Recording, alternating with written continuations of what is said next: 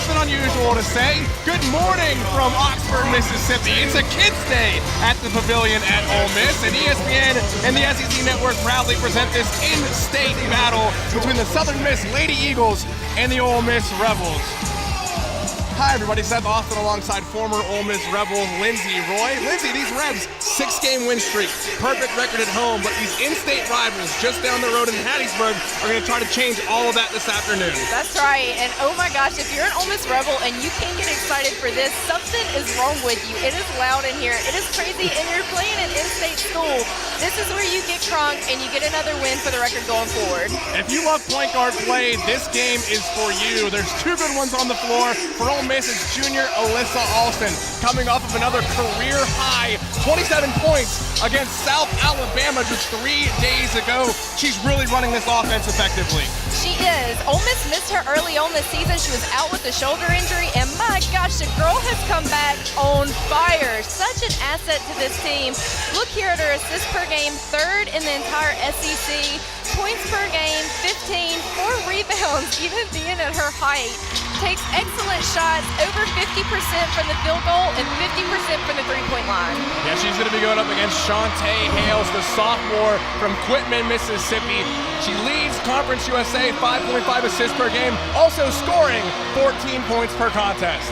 All right, everybody, stop what you're doing. Pull out your calendars. You are not going to want to miss this Friday night's Ole Miss soccer game. The Rebels are absolutely rolling, full steam ahead. They just came off of a perfect weekend in the SEC. On Friday, they beat Georgia 4-1, and on Sunday, they took down Arkansas on the road thanks to this filthy CeCe Kaiser goal. The Rebels are 9-1-1, which is tied for the best start in school history. Yeah, it was huge for our team, for our confidence, for kind of keep it rolling. I mean, it's hard to win 2 games in a row in this league on one weekend. It's very difficult, and to win the way we did, the 2 different kind of styles was huge. And I think it showed our team a lot about the character of the team, and they're willing to fight and willing to play good soccer.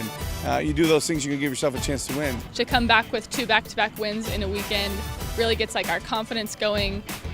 Really helps us move into SEC play like how we want to. Ole Miss is hitting their peak performance at the perfect time. This Friday, they host the number 3 team in the country, South Carolina. I think Friday's a special night for us. South Carolina's a great team, and they're really well coached and super organized, and they play great soccer. And the great thing is it's going to be a soccer game. It's going to be 2 teams that want to try and pass the ball and break each other down and defend really hard. And I think if you come out, you can see this really special night. This is my favorite type of game to play, where you know that you're going to be tested. I feel like those are the type of games where it's easiest to play your best game ever, because you know that you need to. Matt keeps telling us, you only have 90 minutes this weekend to go out on the field and work your butt off to win this game. So I think it's going to be a really big opportunity, top 3 team in the nation. It's what you live for, those moments just to come out and get an upset. And, like I said, I think we're just going to continue to score goals. And I think if we just focus on play our game and do everything that we need to, we can come away with a good win this weekend. Friday's top 20 matchup between the Gamecocks and Rebels begins at 7 p.m. right here at the Ole Miss Soccer Stadium. Trust me, you're not going to want to miss it, and you can keep up with everything Ole Miss soccer leading up to game day on social media and at OleMissSports.com.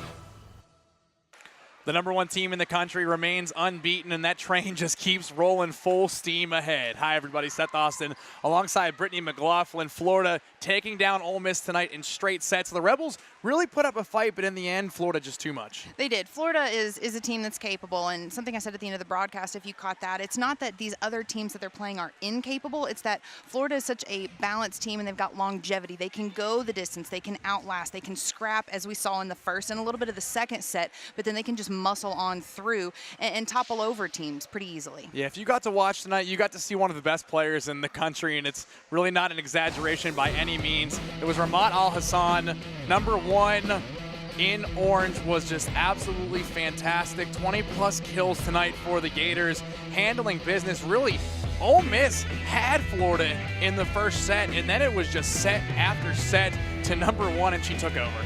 Absolutely. Ramont, I don't want to say King Midas, but that's the best thing I can think. Everything she's touching lately is turning to gold. She's blocking balls. I don't think she had any errors tonight, and what's so impressive about that for her is that you see 20 kills in 3 sets. You might think, oh, she should have 1,000 hitting clip, but really what's happening is she just got more attempts. That's watering down that still impressive 769 hit percentage. Knoop 20 digs as the Florida libero tonight. Caroline Adams had a great game on the other side. So did Emily Straub, 8 kills for the Rebels. Up next for Ole Miss is South Carolina. They've lost 3 straight. You have to assume this is a pretty big match for them. Sure, it's going to be big, and how they regroup, you know, part of it is just kind of, all right, let's learn from our mistakes, but let's also put this Florida match out of our mind so we can prepare for South Carolina. Yeah, up for Florida next, number 8 Kentucky. It doesn't get any easier for them. You can watch that game Sunday at 1 p.m. Eastern time on the SEC Network. But here it was Florida in straight sets, 3-0 over the Ole Miss Rebels. That was the story from Oxford.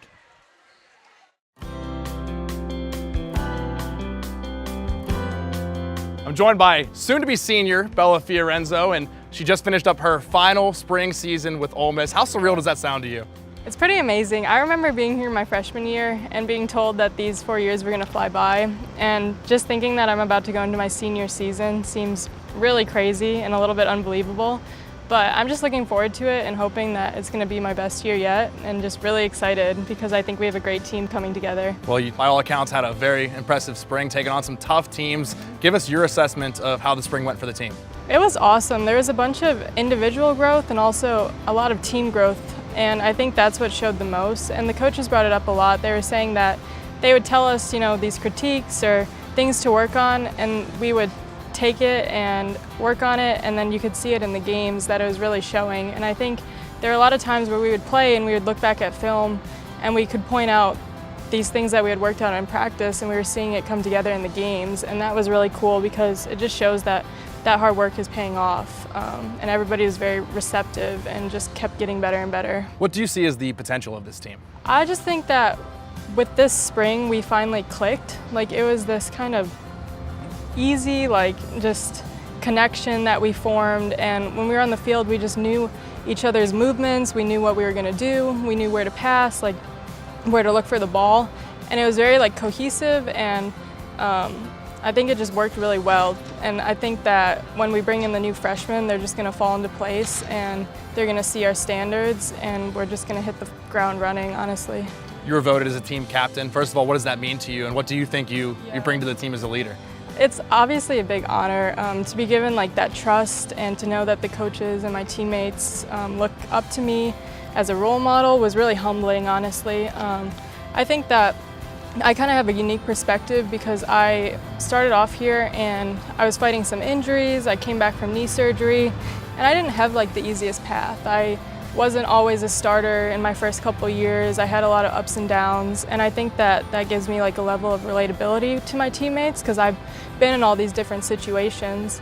So at the end of the day, I just want to be a big role model for them. I want to push them to be the best versions of themselves, and I think if I can do that, then I know that I'm doing my job correctly. So we talked about a lot of the excitement on the field, but you're getting to move back into your home at Gillum. You know, how excited are you and the team for that? I'm so excited, especially for the team room. I hear that we're getting a ping pong table, so there's going to be a lot of tournaments going on and everything, but it's going to be awesome. I mean, to finish my senior year in this new home, and I mean, state-of-the-art equipment, and just like the video room and everything is really going to be very cool. So I'm looking forward to it, and I think it's going to be a perfect ending to my career. Who do you think the best ping pong player is on the team? Well, there's a little competition going on between Matt and Liza, so you better watch out. I think Liza could have the upper hand. I trusted her abilities. Bella, it was great talking to you. Best of luck this fall. Thank you.